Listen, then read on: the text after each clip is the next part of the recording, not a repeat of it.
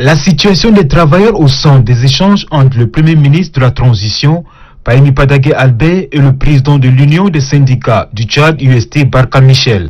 Les deux personnalités ont déjà collaboré dans l'ancien gouvernement avant la dissolution de la primature. C'est ce qui justifie d'ailleurs une harmonisation de points de vue pour la gestion des crises qui prévalait avant la tenue des élections présidentielles du 11 avril. Séjournant dans la capitale, la délégation de l'Union africaine, conduite par son Excellence l'ambassadeur Mohamed Idriss Farah, est venue rencontrer le Premier ministre de la Transition, Pahemi Padague Albert. Il s'agit pour la délégation de l'Union africaine d'aborder avec le chef du gouvernement la phase de transition et le processus pouvant conduire aux élections libres et transparentes telles que voulues non seulement par la société civile et les partis politiques, mais également par les partenaires.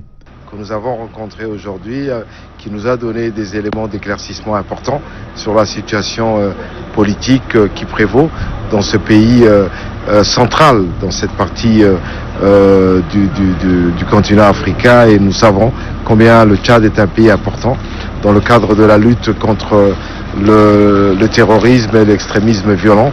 Que cette mission ne vienne à N'Djamena est une opportunité pour nous de voir son ressenti.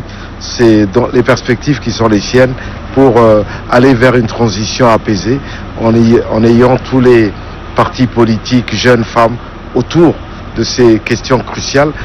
Pour le chargé des affaires politiques, paix et sécurité de l'Union africaine, Bankole Adoye, la réussite de la transition exige une collaboration de toutes les composantes. Je viens de dire qu'on est venu encourager le Premier ministre, mais un gouvernement inclusif, un gouvernement d'unité nationale, et deuxièmement d'avoir un plan de transition, un calendrier. Et de cette base, l'Union africaine pourra évaluer la situation et aussi aider et accompagner le Tchad.